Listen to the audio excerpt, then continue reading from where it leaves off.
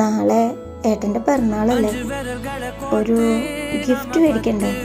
Gift വാങ്ങിയിട്ടുള്ളൂ, അവിടെ പോവുക, ഇങ്ങോട്ട് പോരുക, അത്ര തന്നെ.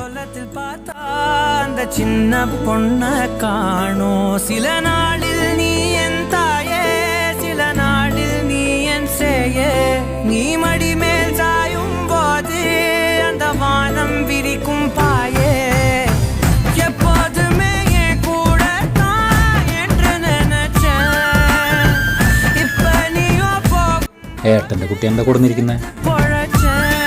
நீதானே கொலசாமி, ஒரு வரமும் தாயே.